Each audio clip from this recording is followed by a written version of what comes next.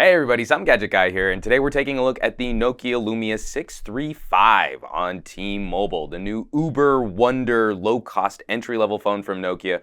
Really excited to be playing with this and showing it off for you folks today. And of course, you guys know how I feel about unboxing videos, because we want to get right to talking about the phone. Now, my friends at Microsoft were kind enough to send over this phone for a couple weeks for me to play with, but I do have to send it back to them now. So this won't be my normal, full, in-depth, long-term review, but I have had it for a couple weeks, and I can share my experiences using such a low-cost or entry-level device over that period of time. First off, just talking about build quality, the 635 represents one of the first Windows phones to use software keys. These buttons actually live on your screen, and the 635 does not have my favorite extra button on a Windows phone, that dedicated camera button. You do have to activate the app either from your home screen, leaving a tile right there, or you can also leave a camera shortcut in your notification tray. On board, we've got a 4.5-inch WVGA display, which clocks in at a resolution of 854 by 480. It compares fairly well to the 4.5-inch screen found on phones like the 920, 925, and the Lumia 1020. Now, obviously, the 635 screen is a little lower resolution, but at 4.5 inches, it's not disastrously so.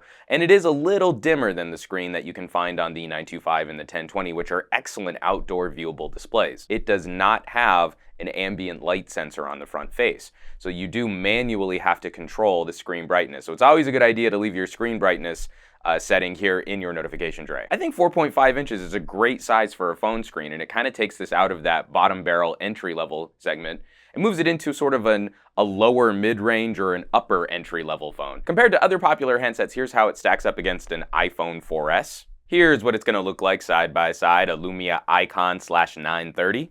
And of course, it's just comically dwarfed by the Lumia 1520. I've been most interested in seeing what general performance has been like. The 520 introduced a new conversation into ultra low-cost handsets that weren't punishing to use. At the time this video was shot, this phone on T-Mobile is going to run you around $130, and the Go phone version of this on AT&T is going to run you $99. Now, I don't want you guys to get confused. We're not talking about some CNET BS where this is $100 on contract. Remember, they compared the Lumia 520 with the iPhone 5C. These are not on-contract prices. You pay $130 to T-Mobile and you walk out with a really reasonable smartphone experience. The areas where you do need to make some compromises are perfectly livable. This doesn't have one of those super high refresh rate screens, so you get a little bit of that stutter scrolling through your home screen. But this is very similar to the performance on a phone like the Samsung AT&T Neo, and a phone that costs less than a third the price of the Samsung. I already mentioned the lack of a camera button and the ambient light sensor, but we also are missing NFC. So you won't be doing any tap and share or mobile payments, but the rest of the Windows Phone ecosystem is pretty well intact. And having an LTE radio in a phone this cheap is kind of ridiculous. Firing up the speedtest.net app, I get reasonably good T-Mobile coverage in my apartment, so let's go ahead and fire up a speed test here.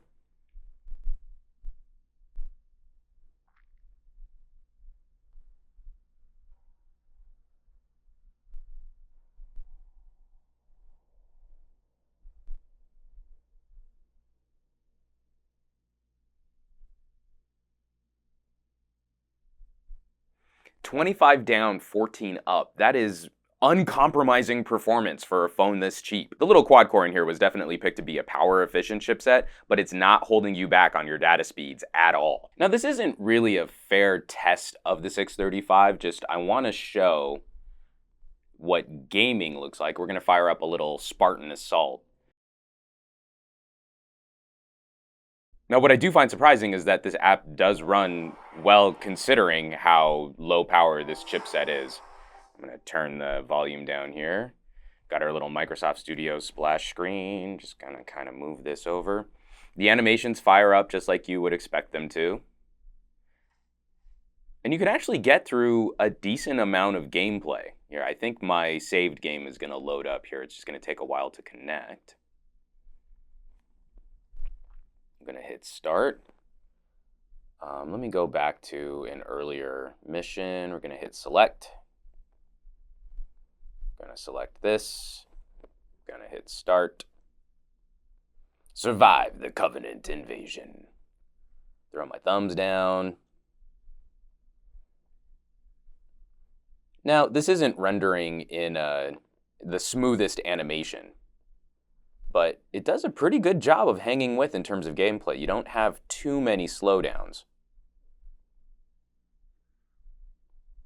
Obviously, when a ton of enemies are on the screen, you're going to run into some issues, but it's on the whole a passable experience. And this is one of the things about a phone this cheap. We're so used to comparing devices against flagships, and that's not a fair comparison at all. That's not what this phone is trying to do. That's not what it's aiming to be. But it is asking you to make a few compromises for that price, but you're not forced to give up everything. The camera is also a pretty solid performer. We're still talking about a 5 megapixel shooter, but we have bumped up video to 720p. It's now powerful enough to handle 720p video. It is a little slow to load. Let's get this fired up. There we go. But we've got access to all of the same camera controls that we have on much more expensive phones. They haven't gimped the app to provide us the same features. We even have the same pixel interpolated zoom so that you can get really close to your subjects, and you can see it works really fluidly. I mean, you can see zooming in on the camera works more fluidly than scrolling through the UI does on the home screen. And we can flick through all of our individual camera controls if we want to control contrast or the shutter speed, our ISO, manual focus, and white balance. It's all still here on a $130 phone. And while the video shoots 720p video, it shoots a very respectable 720p video. I can scroll through, here, we can scroll through an example right there.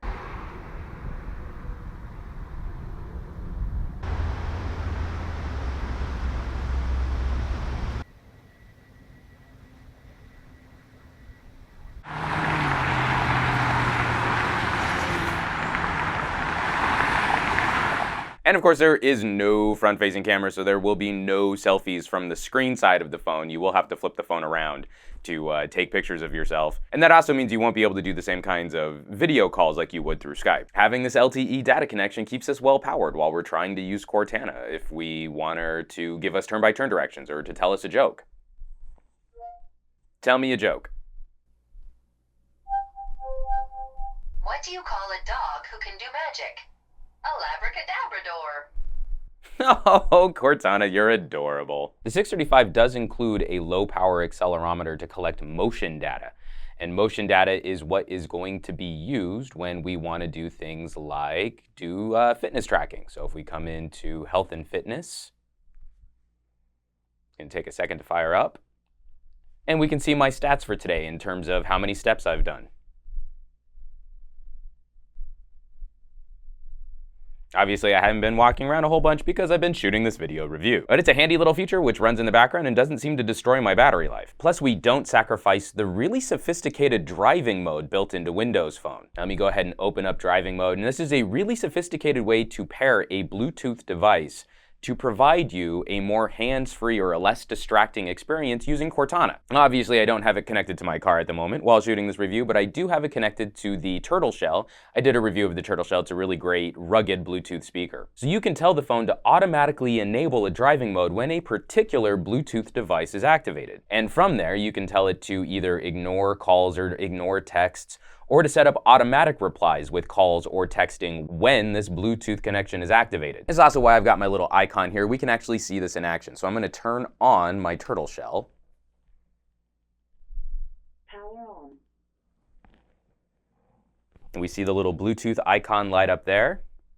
And then it jumps into asking us if we want to start driving mode. I'm going to hit yes.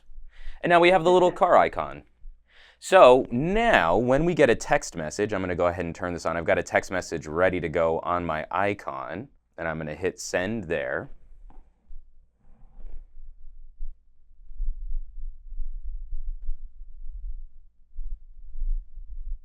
Text from 1408. Want to read it or ignore it? Read it. It says, hey, happy person raising one hand. What's up, buddy? How are you? Smiling face with open mouth, smirking face, grinning face with smiling eyes. Reply, call back, or are you done? Reply. Did you want to reply, call back, or are you done? Reply. What would you like to say? I'm doing really well. Thank you for asking. I'll give you a call back when I'm done driving. You want a text, +1408. I'm doing really well. Thank you for asking. I'll give you a call back when I'm done driving. Send it, add more, or try again. Send it. Sure, I've sent that. And it pops up right away on my other phone. And then when you leave your car or you turn off the Bluetooth device that is assigned to your driving mode, it takes a little while to show, but we'll see the Bluetooth icon goes away, location icon flips up for a second. Give it just another second.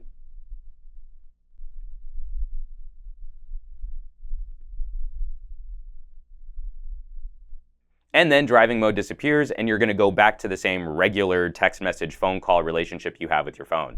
It's just a phenomenal feature built into Windows Phone and it works seamlessly on a $130 phone. And we wanna talk about design and ergonomics, the fit and finish. This phone fits in the hand really well. And I really like what Nokia is doing with their less expensive phones.